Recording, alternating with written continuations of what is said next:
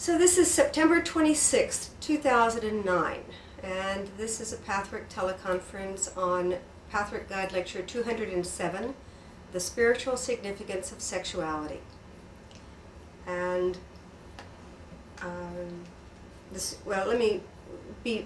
sometimes I shorten the titles and don't realize it, so I'm going to give it its full name.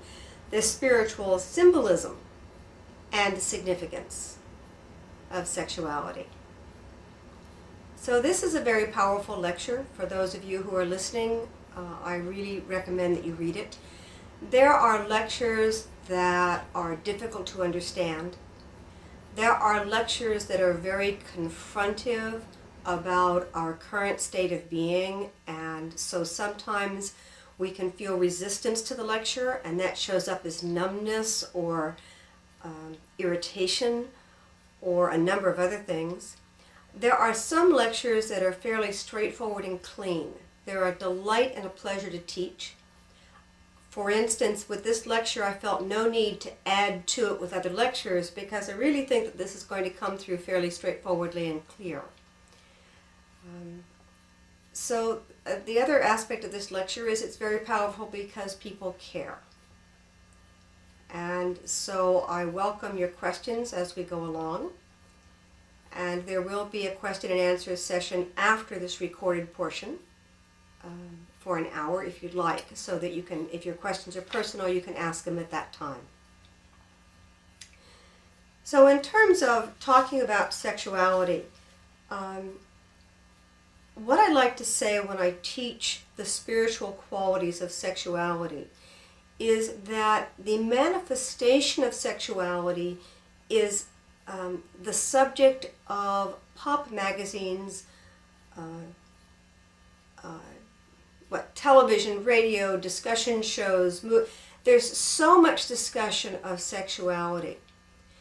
And that level of discussion of sexuality is really more about the effect, and that's what this lecture teaches. So sexual dysfunction, sexual desire, sexual frustration or blockage, or even the sexual drive itself is really secondary to the cause, the actual meaning of sexuality. Now, by that I do not mean in any way that it is minor or lesser than, but it's important to understand when you study something if something is the effect rather than the cause, because giving a lot of attention to the effect and not realizing there's an underlying cause can invite us to say superficial about the topic. And in the staying in the superficiality, we can be very, very busily looking at things and talking and analyzing, but we don't really get any place because that's not where the real issue is. The issue is underneath. So in terms of sexuality, what are we dealing with on an effect level? On an effect level, sexuality is part of our deepest, most intimate relationship. It is also a deep part of our personal fantasy life. It is a physical aspect of our life, and this is not something that should be taken lightly. Sexuality is a deep driving force on a physical level that when dammed up, when frustrated, when blocked, when not allowed to express itself, actually causes physiological repercussions. So what the guide does when he goes through this is he talks about the different levels of sexuality, how it manifests, and the effect of sexuality. And I'll go through that, and then he spends a fair amount of time talking about the underlying cause, what sexuality is all about in the first place. In core energetics, they have a pyramid that they use, and it's just a simple pyramid with four bars across it. And it looks like Maslow's hierarchy of human needs, although that's not what it's intended to represent. And basically what it indicates is that at the bottom level, the largest level of human existence, our needs are to manifest and take care of our physicality. So that's the base of the pyramid, of the triangle. And naturally that would be so, because if you die, the game is over. So it is very, very important that you take care of your physicality so that you wake up the next morning so that you can continue with your life. Because everything that comes after that on a human level is secondary to staying alive. Now, when Maslow has used this triangle, what he was trying to communicate was that humans need to take care of their physical surroundings before they can take care of the other levels. So there's a huge amount of noise right now. If someone would press *6, that would be helpful. So on the physical level, when there's a problem on the physical level, the other levels cannot be paid attention to. So when you are ill, when you are threatened, when you are in physical danger, when you are malnourished, when you're facing a long-term illness, the other aspects of your life have to bend a bit so that you can take care of your physical being and once again stay alive. It is that simple. You need to live another day. The second level of Maslow's and the core energetics triangle is the emotional level. Why emotional? Because as human beings, our emotional level, meaning our family, our relationships, our sense of well-being, is the next level that people engage with. Think of this in terms of civilizations. Civilizations do not start out with colleges and universities. They start out taking care of the physical needs of their people, and then they take care of the emotional needs. A civilization is not going to go very far if it cannot allow its people to live happy and fulfilling lives. And people who live such lives are, of course, willing to bend periodically during times of emergency or stress. It's not that we can't do without these things, but we need to have a basis. All civilizations are founded on the idea that people want to have families, protect their families, and nourish their families. So first of all, you've got to be alive to do that. That's the physical level. And secondly, the emotional level of interaction with others and self-actualization, self-fulfillment, and self-happiness. The third level of the triangle is mental. Once these other two needs are taken care of, that's when we have time to explore our minds. That's when we have time to sit down and work on puzzles, to engineer, to spend our leisure time trying to do something that entrances our mind and inspires us and makes us look at the stars or makes us look at the ground or allows us to flesh out and understand the world that we live in. And this is an essential part of human existence. But in times of emergency, it is secondary to the physical and the emotional levels. Now, Maslow goes immediately to a level of spirit and will, a sense of inner self-actualization. Core energetics adds one more level. They add the level of will alone. And what they add that level to indicate that there is a place of individualism, of ego, of figuring out who you are as a person, distinct from your family, your friends, your civilization, distinct from your animal needs, and distinct from your thought patterns. Who am I? And why does my life look like this? And then the fifth layer in core energetics, the fourth layer in Maslow, is self-actualization, or to put it more simply, spirit. That civilizations and individuals reach for spirit when they have basically taken care of, identified, and they have some measure of control or success with the other aspects of their lives. Now, that sounds a little esoteric for a lecture on sexuality, but it's not. the guide uses the same divisions in this lecture as I have just described. He describes sexuality on a purely physical level. He describes it on an emotional level. He describes it on a mental level. Those are very well identified in the lecture. He does not identify a level of ego, and yet it is in here, and I'll describe it as I go through this. And then he describes the top level of spirit, the deep spiritual meaning of sexuality. So if you can imagine that, of this triangle with a base, and narrowing as you go to the top, simply because it takes, this may sound kind of silly, but it takes a lot of effort and a lot of detail to survive on a physical level. But on a spiritual level, things can happen in an instant. Time is less important. Material is less important. What is going on in the world is less important on a spiritual level. But we don't get to that level unless we have some basic needs met on the lower levels. Lower not meaning inferior, simply meaning that there are priorities as we go through life. So that's how the lecture lays this out. Physical, emotional, mental.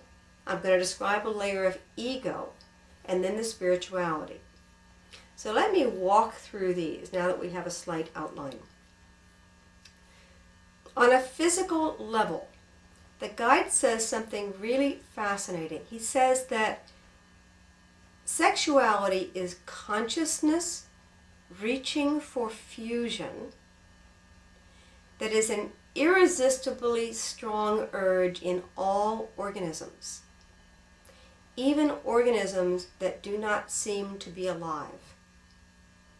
So the guide is describing sexuality, the drive towards sexuality, as being a universal reality for all beings.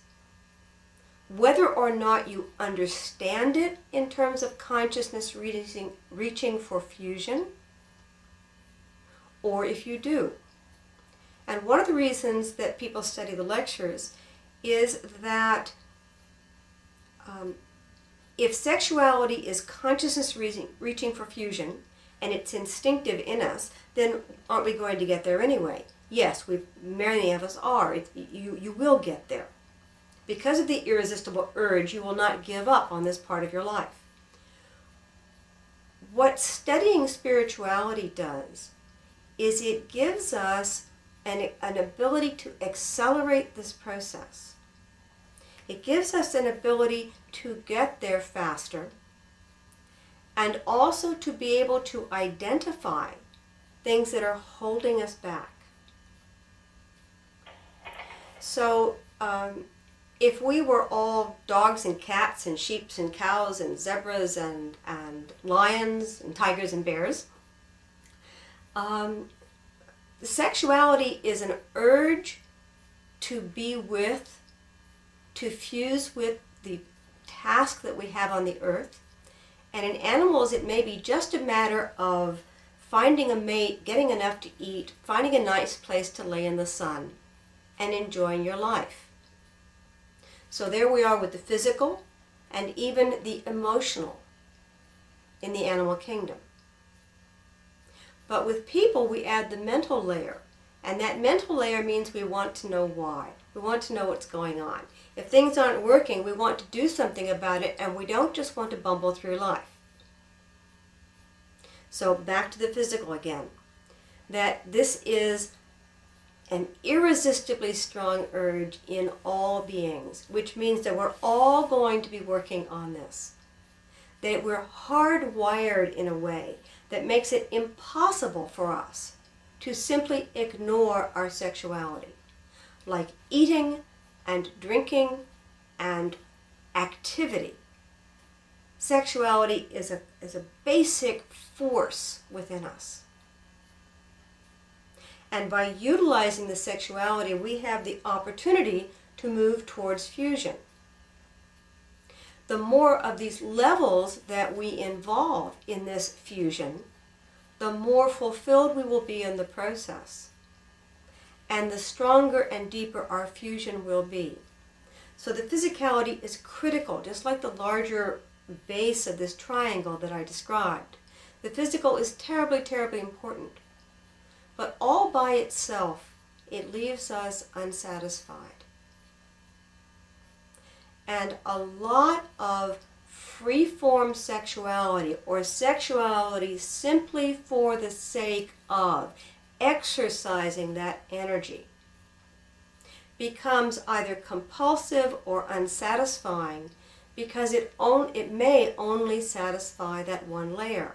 I'm going to repeat this. There's nothing wrong with satisfying that layer, and that physical layer must be satisfied to some degree. According to the individual's desires and needs, it must be satisfied in some degree. But if it stops there, people in general are not satisfied with a simply physical life. That doesn't mean we don't enjoy it, but we're not satisfied with it. It doesn't bring us to the larger picture. There's a lot of noise in the background. If you could hit *6, I'd appreciate it. It doesn't bring us to the place where fusion on all levels of our being can happen, because it's only one level. So for the moment, I'll leave that physical level. On the second level, on the emotional level, the guide describes that the need here to engage in emotional sexuality requires a feeling exchange. That simple sexuality without a feeling exchange is basically only satisfying one layer. The next layer of emotional need requires the sharing, the giving and the receiving, and the sharing of feelings between, and we're going to narrow this down at this point to two people, although I will speak a bit about the broader sense of sexual energy and the sexual force. Right now I'm going to speak specifically in terms of sexuality between two people at one moment in time. That when people share their bodies, that is one level. But when they share their feelings, when there is an exchange and a giving and a taking of how each other feels and what is going on with each other, that this is what is needed to satisfy this second layer. And the guide describes that one of the ways you can gauge if you are successfully engaged in a mutual feeling exchange is the level of satisfaction with the sexuality. So the measure of fulfillment, okay, is let me start over again. Is a gauge.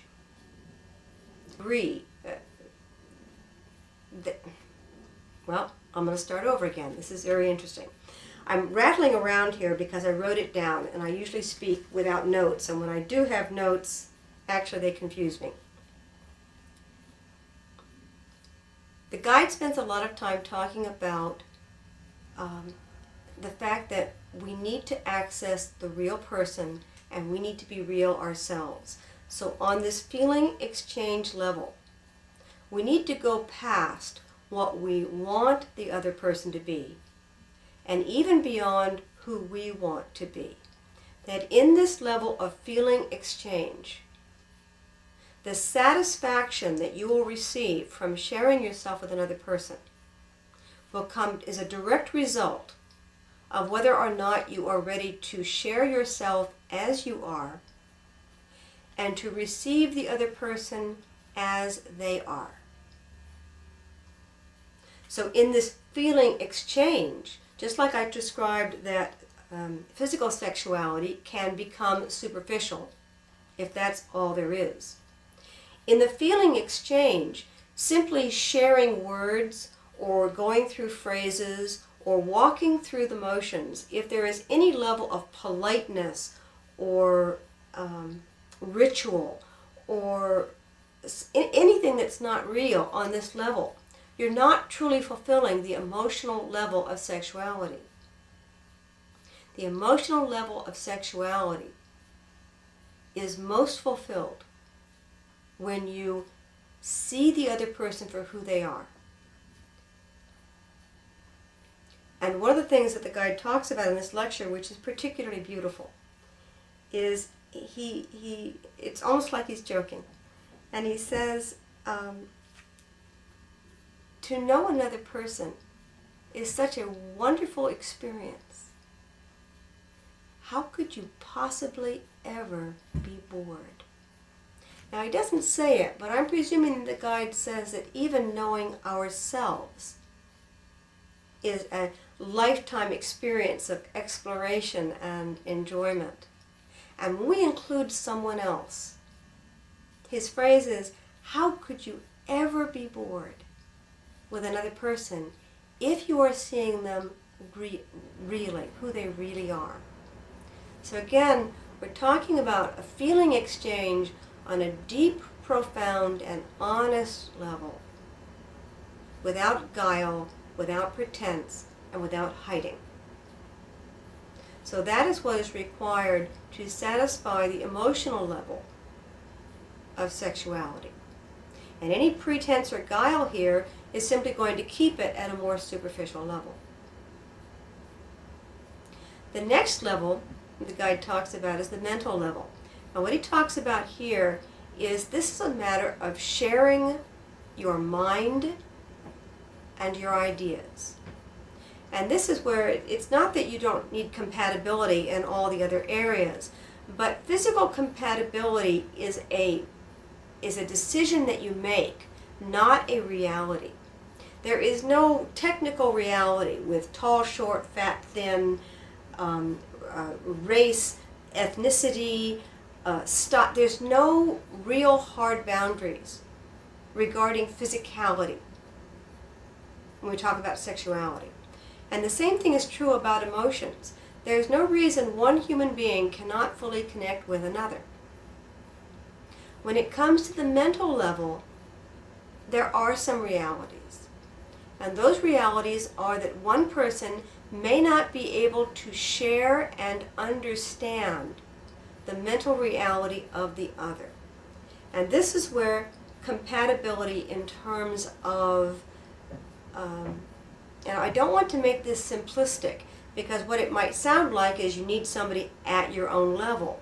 But at your own level on a spiritual, holistic point of view does not mean that a college graduate requires a college graduate, or a qualified tradesperson can't have a partner who's totally illiterate and doesn't even hold a job. That's not the kind of compatibility the guy is talking about. This kind of compatibility is an ability to hear and, if not understand, begin the process of understanding the other person's dreams and ideas. So when we talk about sharing the mind, we're not talking about sharing information, but information is one of the vehicles of communication. But underneath that, what it's talking about is being able to communicate by being able to share something that the other person comprehends. Now, I'm working very hard to make this general because that's where we sometimes get messed up. If any of you have seen or noticed Personals ads, I find them mildly hysterical, because the more precise you get when you're outlining the person you want, it seems like the more you want a cookie cutter idea of who you would get along with. So the personal ads read, I want someone who's 5 foot 3.5 inches tall, who weighs 132 pounds, who has 1.5 children, who has no baggage, which I presume means parents or friends or job experience, I want this and you've probably seen it. The list goes on and on and on. What is this about? This is an attempt to try to find someone that you can understand and communicate with and feel attracted to.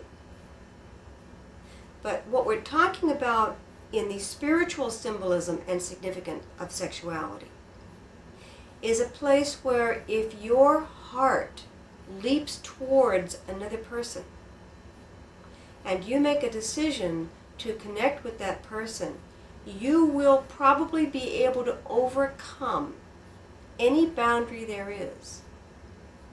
And yet to totally fuse with this person, you will need to satisfy some level of physicality, some level of emotional, and some level of mental sharing, experience, having a sense that you are seen by the other person. Because if we back up to the emotional exchange, the feeling exchange, if the other person, for instance, does not speak your language, whether that is technically your language or just reading your facial expressions, understanding the level of sensitivity, understanding what you're affected by and having an idea of what that is, this is all part of feeling exchange. So take two vastly, disproportionately, crazily matched people, and if they can meet physically and they can exchange their feelings, even on a nonverbal level, then they can go so far. But for total fusion to happen, they need to be able to share their ideas. Now, once again, if you can prevent getting too constrained about this, sharing a mental idea can be as simple as one party sitting down with, say, a camera and being fascinated by it, and the other person noticing that, and noticing that there's a dream here, there's an idea here, there's something that their partner wants to do with this camera that goes beyond the simplistic realities of a camera. If you can understand what your partner's dreams are, if you can get a sense of what their ideas about the world are, this is what we're talking about on the mental level. Now that sounds very similar to the feeling exchange, and in truth it is. Just like the physical level with human beings is also indistinguishable at times from the mental and the emotional. So these are the first three levels where you need, the stronger the bonds are on each level and the more levels you have access to with someone, the stronger you can share with them, the deeper the fusion between the two of you can be. Now, when we come to the place of will or ego, this is where perhaps it's a bit tricky, but the guide talks at some point about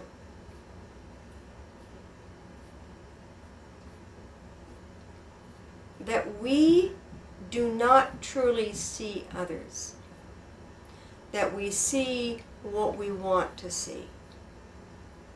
And we may also not see ourselves.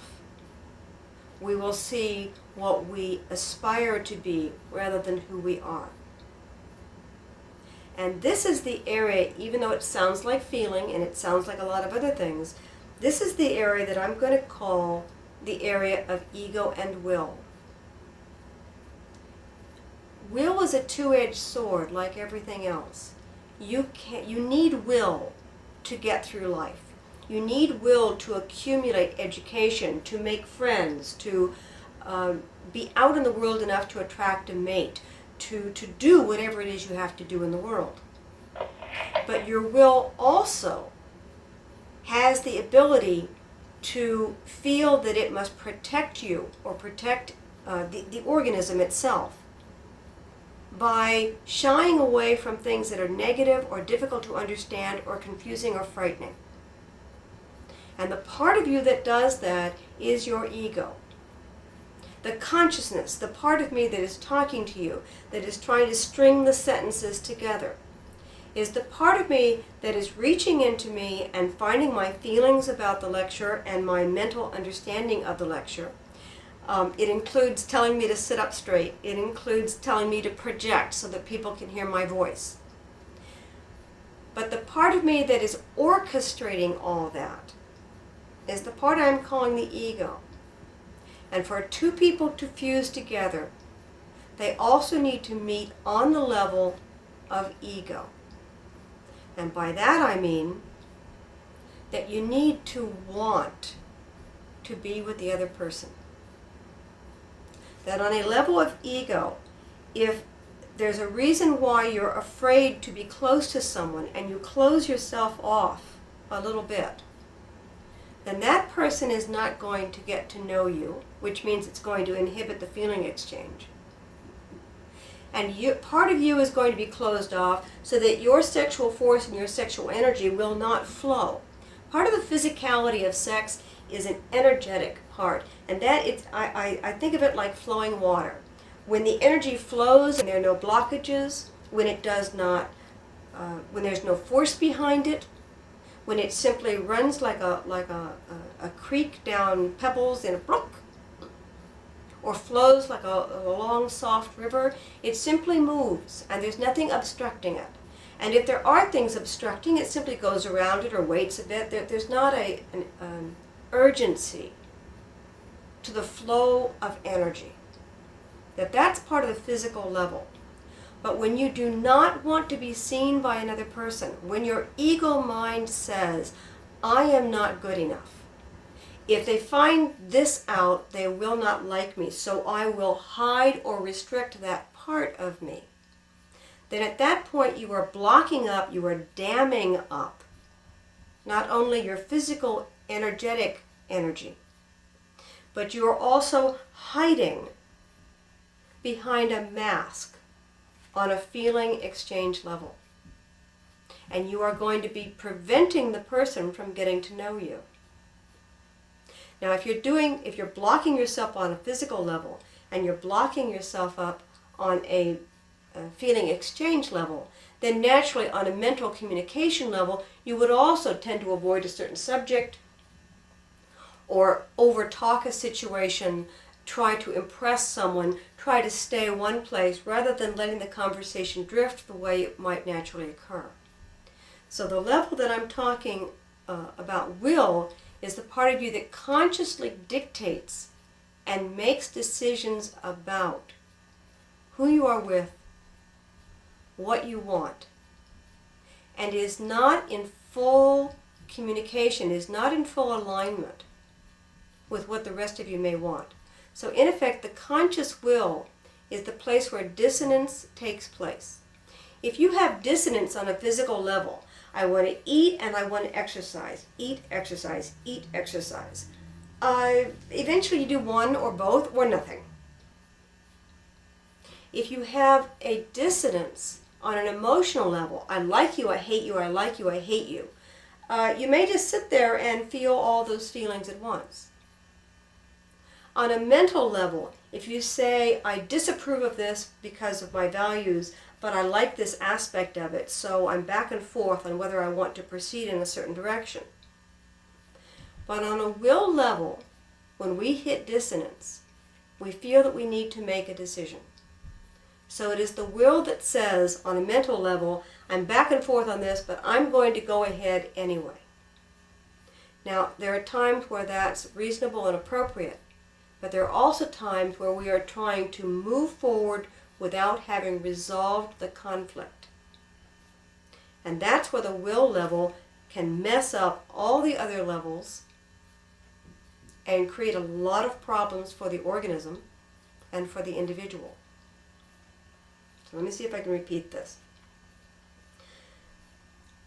On a mental level, we have thoughts, and the thoughts, if they're honest, may come and go, and they may be in conflict, and they are simply thoughts. You can lay them out and say, isn't that interesting? I have 15 different thoughts, and they don't seem to be congruent.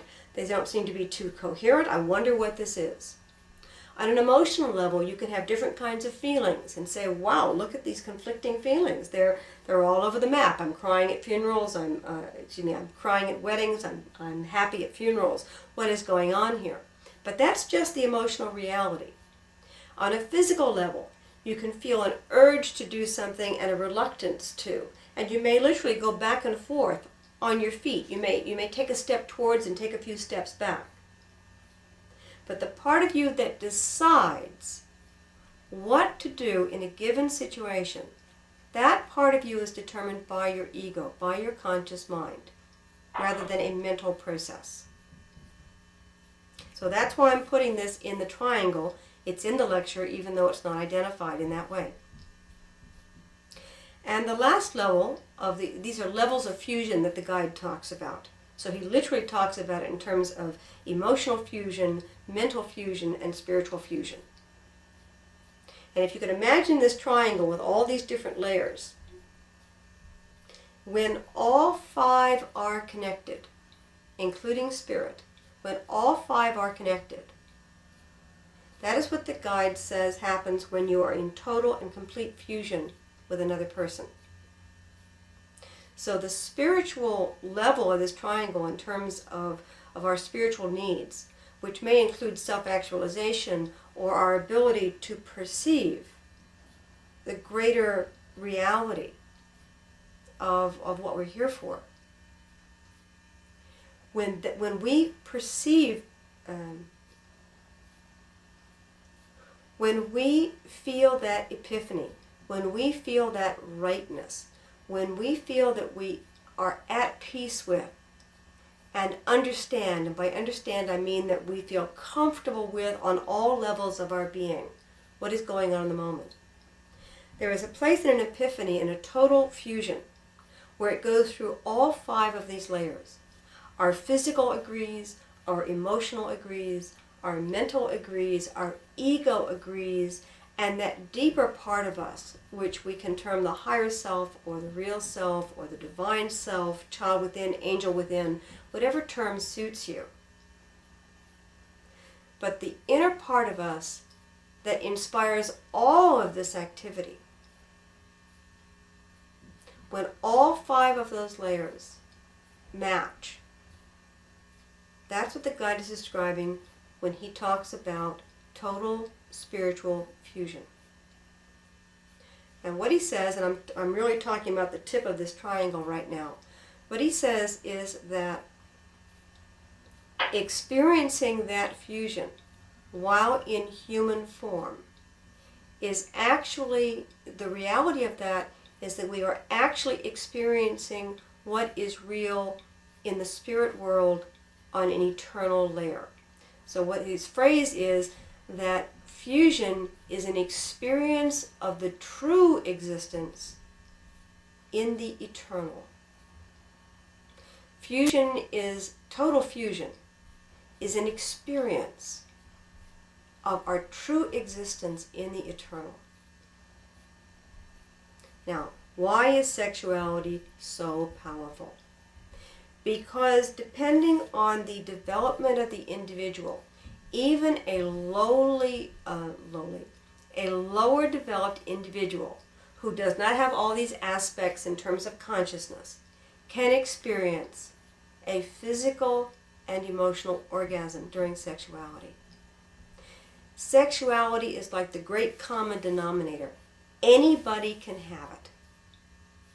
And the quality of that sexual experience, the sense we have of whether that is fulfilling, and the ability to maintain and improve that experience on an ongoing level is dependent upon whether we address all these other aspects. Now again, I'm trying to be very, very careful here because I do not want to leave the impression that if you are an actualized spiritual whoop-de-doo, that you get more sex than people who aren't that way. That's not what this lecture says. What this lecture says is that people who can totally fuse on a level are going to get a great deal of joy and pleasure out of it. and that as we add more layers to this sense of fusion, our sense of self-fulfillment and joy increases. So it is not a matter of either I get it or I don't. It is a matter of human civilization is about wanting more. Not just greedily wanting more, although we manifest it like that. But even our greedy wanting for more is propelled by a need within the organism to expand our horizons, to reach out and to have more goods so that we can rest more, so that we can spend more time doing what we want, so that we do not feel threatened. So civilization is made up of gazillion stories of people who murder and capture and purge other civilizations. But from a spiritual perspective, if we look at the spiritual aspect of this, we do this because we need to feel safe, and that's the physical level. Because we want an emotional level, we want pleasure and joy, ongoing pleasure and joy. On a mental level, we want new horizons. Now, raising another or destroying another civilization may not sound like we want new horizons, but that's what it is. It's also mixed in with a lot of other things. But human beings want to conquer. We want to exercise our capacity to work out in the world. And so at one point, the guide talks about why sexuality has been repressed throughout a large number of civilizations for a large number of centuries. And what he says is that the reason sexuality is repressed, two reasons. Number one, it's so strong. You need to do something with it because otherwise it'll just bowl you over. So it's easier to nuance it and to control it and try to build a container for it than to simply let it out and not have any control at all over it. But the other aspect of why sexuality has been repressed or contained throughout the years is that sexuality not only allows us to exercise our being and reach out for fusion and access the deeper, finer parts of us, sexuality is also going to uncover and bring forward the parts of us that are negative and undeveloped. So a simplistic answer to an activity that brings forward a lot of negativity is to shut it down. Instead of realizing that the negativities that are emerging are things that we need to work with. So the guide describes earlier forms of civilization as we had to restrain the sexual impulse, we had to restrain the negativities that could come up with that in order to develop spirit. And he says that because we have an opportunity now, because spirit has been so strongly developed, one of our next steps as a civilization, as a species, is to open up our sexuality and allow it to move forward more freely with less containment, because we have the spiritual ability, we have the knowledge, we have the insight to be able to deal with the negativities that will flush forward. So again, think of it like plumbing, that when you open the floodgates, you're going to get a lot of silt and a lot of debris and a lot of stuff that has come down the river, a lot of flotsam and jetsam, that's going to also come out with that. If you critique the quality of the water and say, we don't like that, it's full of junk, dam it up, you will reduce the amount of junk, the amount of negativity. But you have also dammed up the flow. What the guide is indicating is that at some point in civilization we may have felt that we had to do that. And like many other things in human life, once you've shut something off, you may believe, for good reason, we shut this down because so much negativity was coming through. And we forget, when we have reached a plateau of understanding and civilization and spirituality, that it may be time to open these floodgates again. To let the energy move, to let it move freely, because we can now deal with what it's going to bring forward for us. So I'm going to change over the tape right now and take a break.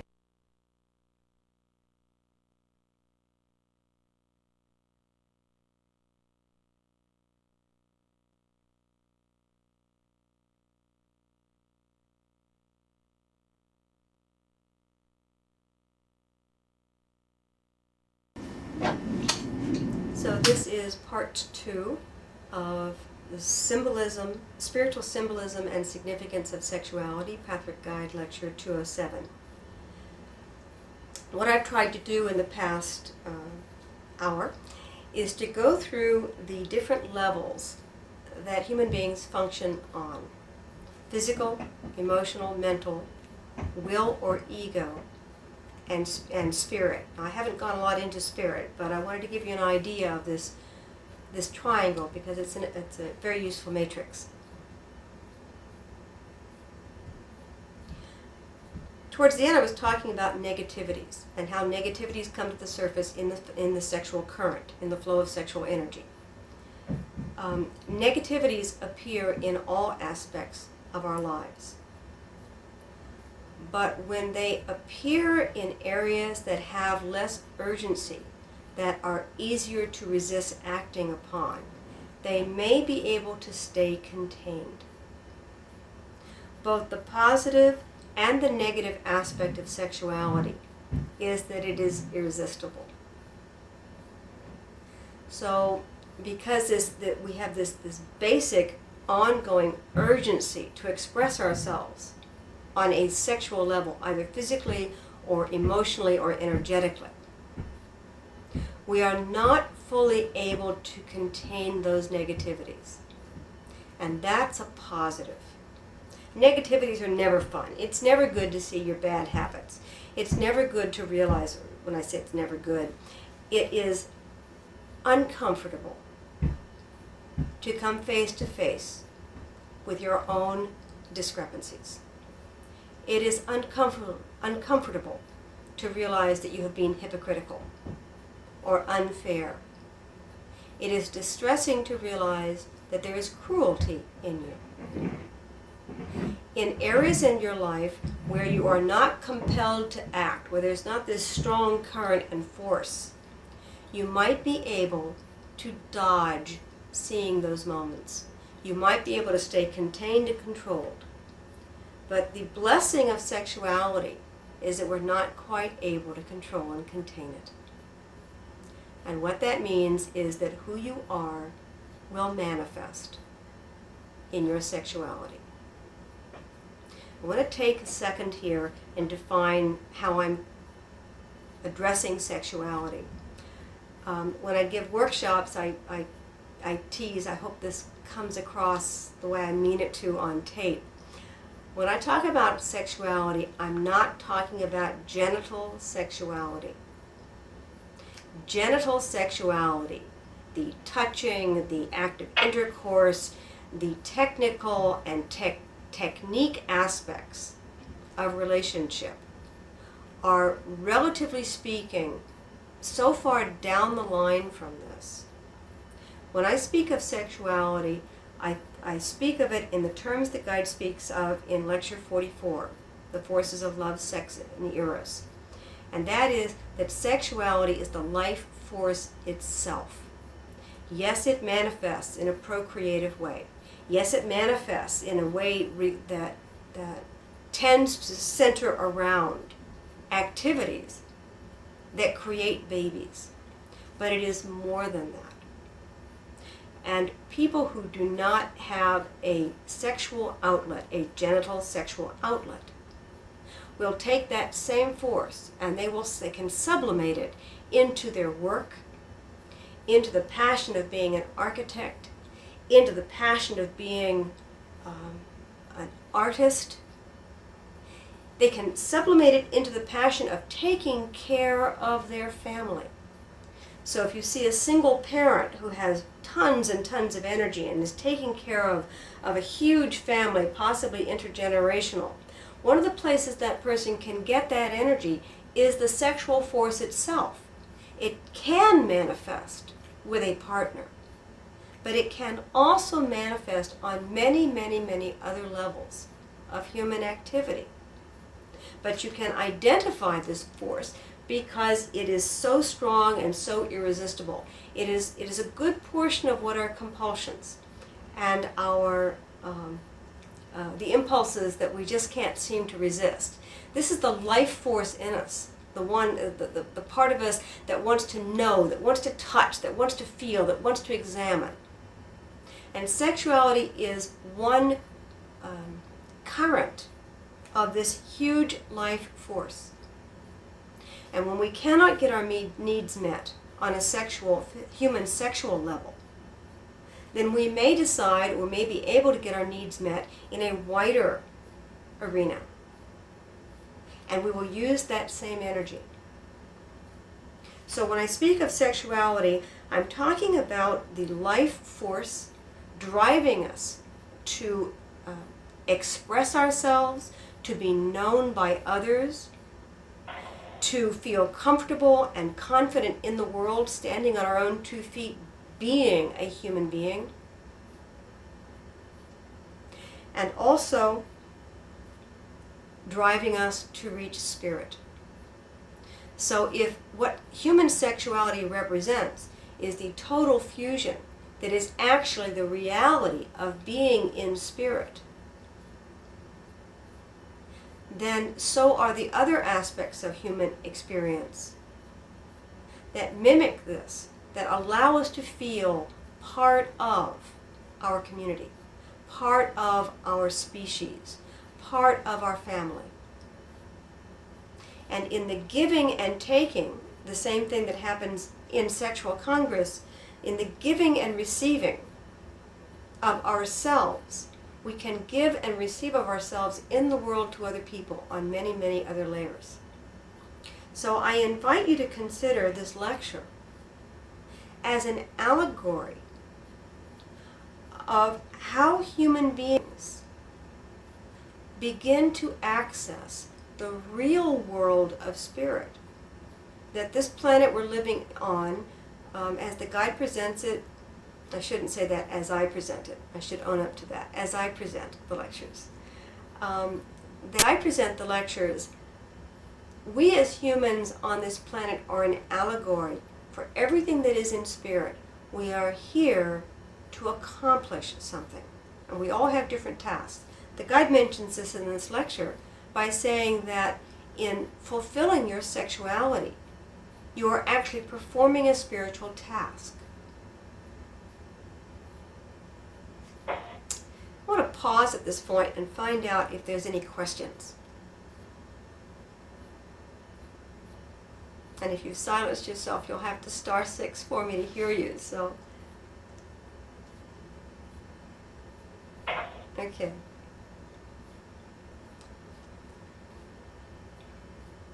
So, what I've been building is the idea that sexuality exists on many, many levels of our human existence, that we have contained our sexual urges over the millennium as a civilization, because when it moves forward and it brings stuff up with it, we didn't know how to handle it. And that part of the sexual revolution that specifically may be occurring in Western countries. So I want to be very careful here because not all cultures are in the same place doing the same thing.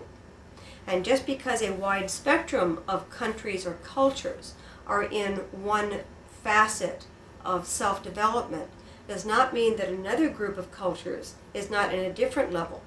It doesn't, just like an individual, it doesn't make them wrong. And I'm trying to be inclusive here because we're all working with the same raw materials.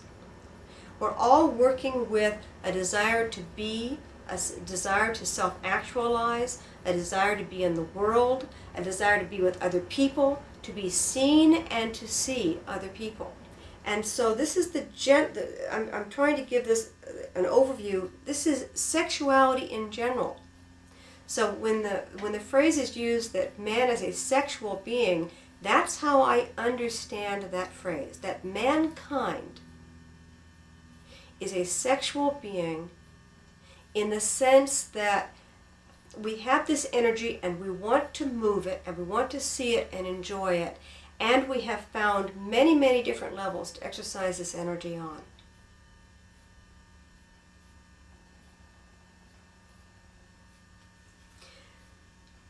So if I shift for a second, when we talk about these negativities, the lecture speaks at one point of how the personality, where these negativities come from on a sexual level, that the personality, when they are frustrated or unable to make things work to their satisfaction, will then start to force or push or substitute.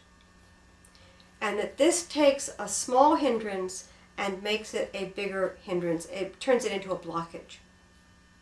So the personality, the mind, the will, ego level, when it feels that it's not getting what it wants, and it wants more and it can't seem to do it, that's when the ego will marshal forces and attempt to force push or substitute something else to achieve a sense of satisfaction, either on a physical or an emotional or mental level. You can even force things on a spiritual level. That when this is done, when the personality or ego mind does this, what it actually does is it splits off the sexual identity from the being, from the larger being. So when we cannot get the relationship that we want, so we try harder, and we try to make ourselves, for instance, fit the picture of what people seem to want, but that's not us. Then if we wind up meeting someone, the person they are meeting is not the real us. It's a mask that we have put on in attempting to attain relationship with another person. And that if we aren't able, and it's usually very difficult when you meet someone and you're wearing a mask, it's very hard to drop that mask all of a sudden and say, surprise, I was just trying to get your attention. Well, the harsh reality of that is the person will very likely turn around and go away. Because either they want the mask that you are presenting, or they don't know how to deal with the new person that you are saying, I was here under this mask and I thought I needed to use the mask to meet you, but now I'm going to put it down and here I am. They weren't prepared for that. So when we use a mask to try to meet someone, we use a mask to try to fulfill, a mask or an image, to try to fulfill our need for connection with another person, then we continue to use it. It is very hard to figure out when to drop this. We've all done this since we were children.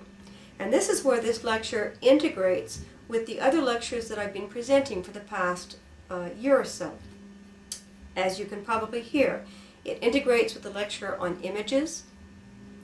It obviously integrates with the lecture on love, eros, and sexuality. It integrates with the lecture on the function of the ego, and on and on.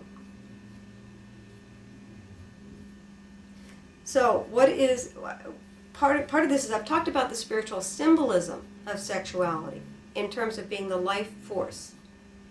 In terms of the significance of sexuality, I know that most people who come to workshops on relationships or even sexuality are concerned about their lack of or dysfunction with something along their sexuality.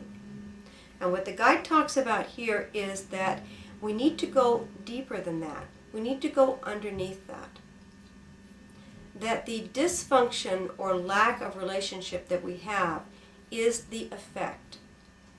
And the cause, the deeper cause would be that we may not feel comfortable exposing ourselves to another person.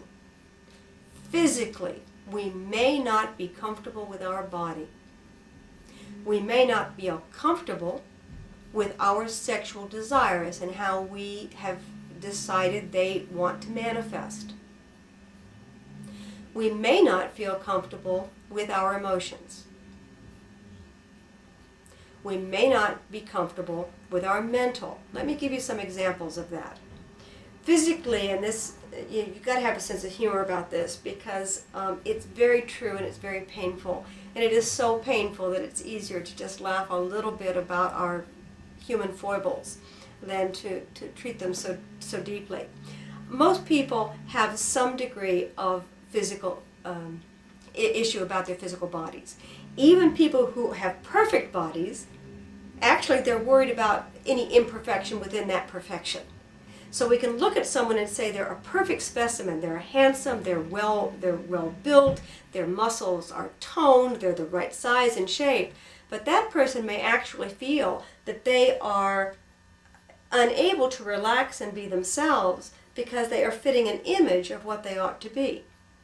Now, the majority of us are a little pudgy in places we don't think we should be pudgy, or have a little bit too much hair or too little hair, or too much flesh or too little flesh, on and on and on.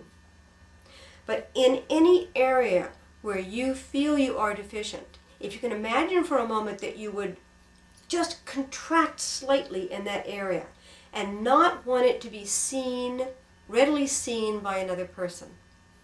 In this way, you are hiding from the very experience of sexual fusion. On an emotional level, I feel a little silly sometimes on an emotional level. And because I teach spirituality and I've directed things and been supervising, I have some reputation of being a very serious and straightforward person.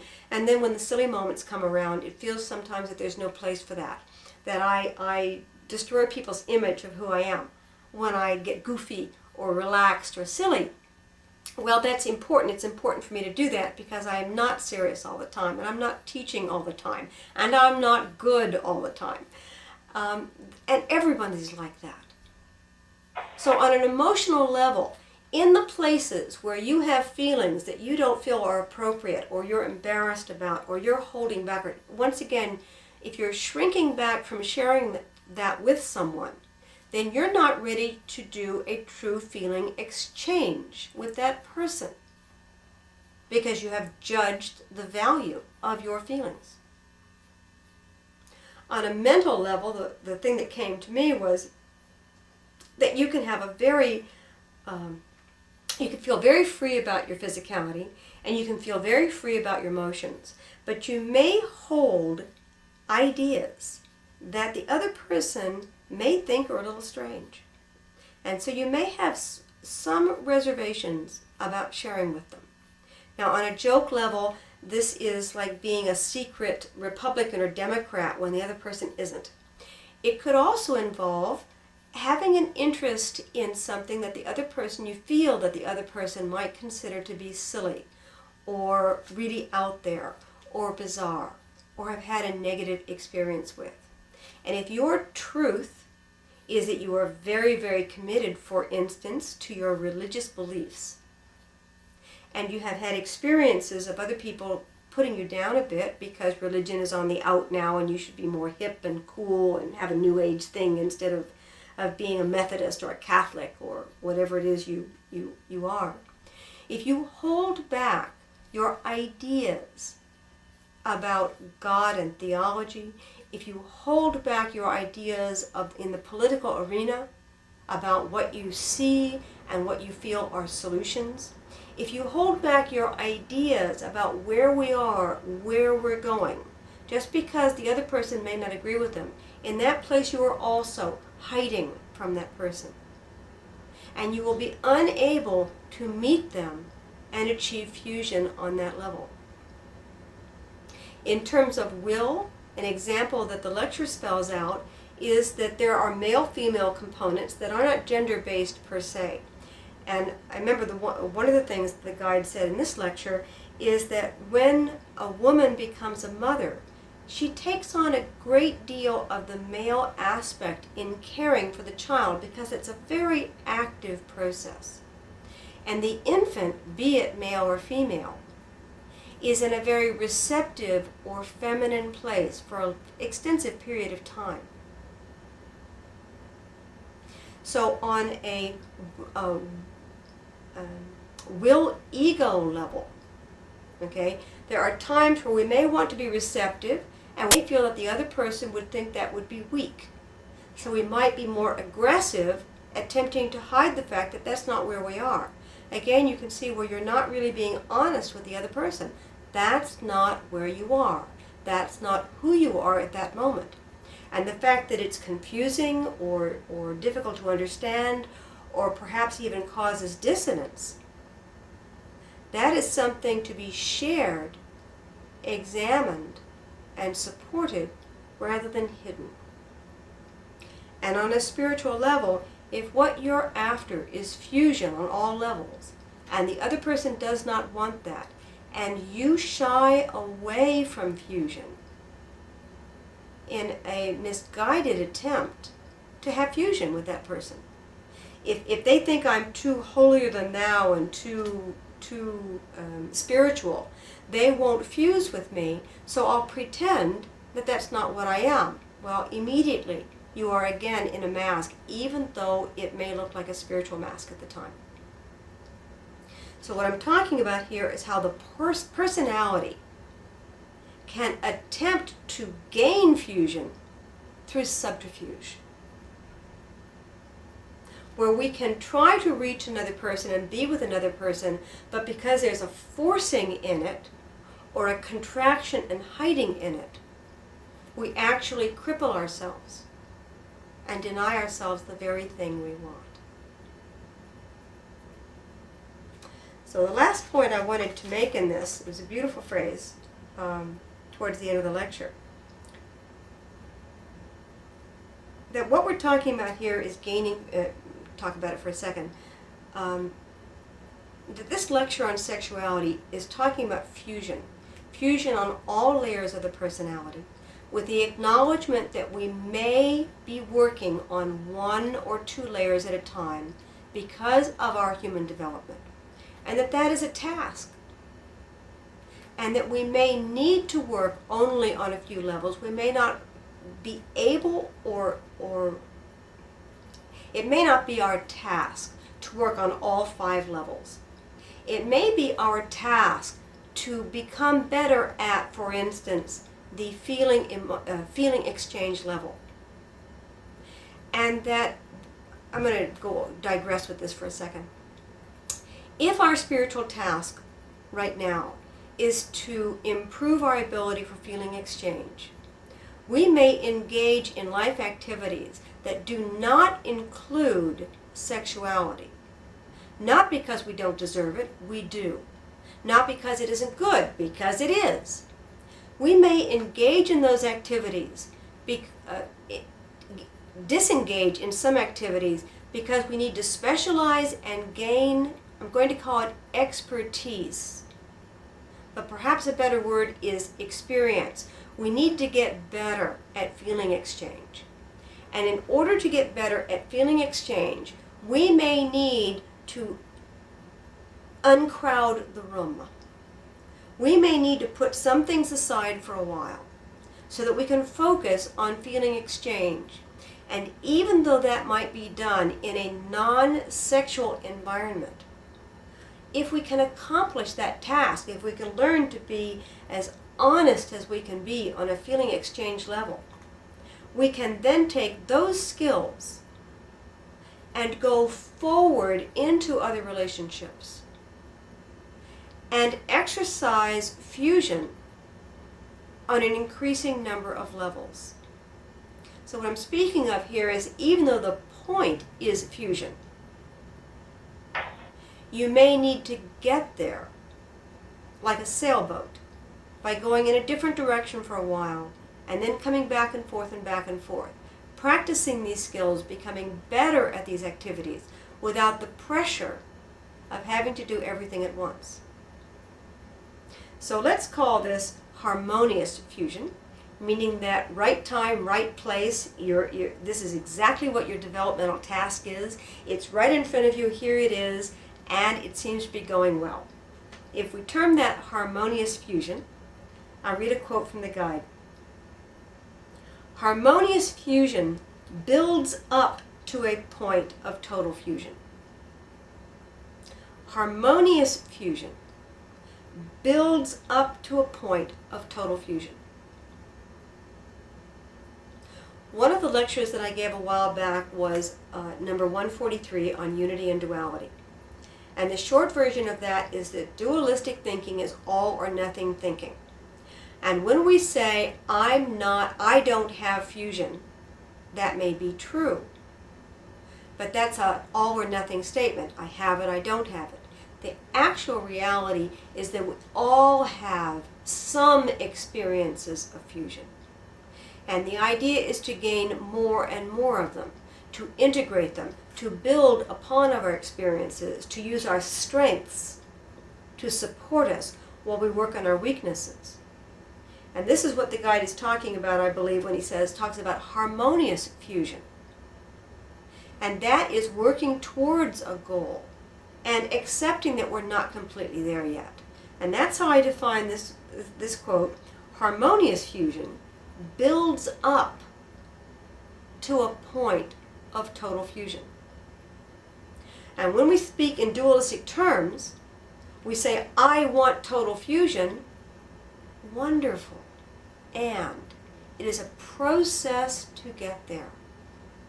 And part of that process is in seeing what you've got, seeing where you're strong, seeing where you're weak, looking at yourself, which is what the entire range of Pathwork lectures is about. How to look at yourself and discern and discover where you need to be working and what might be in your way. That when you are doing that, that is a form of fusion. You are getting to know yourself. You are becoming more at ease with your own needs, physically, emotionally, mentally. In terms of your ego has needs. And also your desire for self-actualization, which is spirit. So harmonious fusion builds up to a point of total fusion. And to continue, total fusion is the total fulfillment which the two movements have found in their culmination. This is again a universal phenomenon to be found in every creative act, whether this be the creation of a planetary system, or the creation of a simple object, or the unifying of two loving mates. This point of fusion, which you may call orgasm, is the total fulfillment. Now, I wanted to read that quote because I was quite struck by it. Whether this be the creation of a planetary system, or the creation of a simple object. And this is where I draw my sense that just like sexuality, meaning life force, total fusion can occur on any level of the universe, under any circumstances, from the microcosm of one atom fusing with another, to, and I don't know the terms for it, so I'm guessing at this, but when an entire galaxy does whatever it does to create a planet, when a star is created, that is a point of total fusion of molecules. And what the guide is saying is that all molecules have consciousness. Therefore, the simplest molecule can achieve total fusion. And that as this process builds up and the organism becomes more complicated, the fusion can get bigger and bigger and more impressive, but the important thing is that two molecules can have perfect fusion, total fusion. As human beings, we do not represent galaxies and planets, and we may not represent the entire of the spirit world. And yet, when two people can be with each other in total acceptance and love, and experience this sense of total fusion, both of them are reaching a level of self-actualization, of understanding of who they are on a very, very real level, that can only increase their ability to share and be in the world and help others. And at some point, the entire species of humanity may be able to achieve a point of total fusion. So there may be a place where we can spiritually have an orgy of orgasm as we fuse totally and completely with each other. So don't see how you can get much more spacious or glorified than that. So I think I'm willing to rest it there. If there are any questions, I'm happy to answer them. Otherwise, we'll take a break for half an hour, and I'll be back on the phone on the hour if you want to discuss off the record. Anyone have any questions at this point?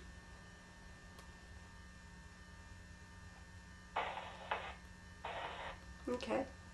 Well, we'll call this the end, and I thank you very much for joining me.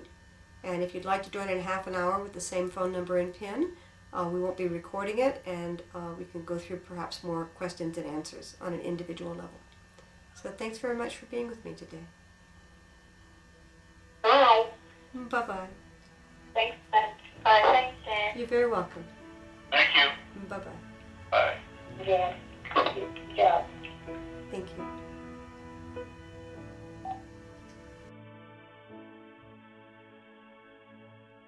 Love is still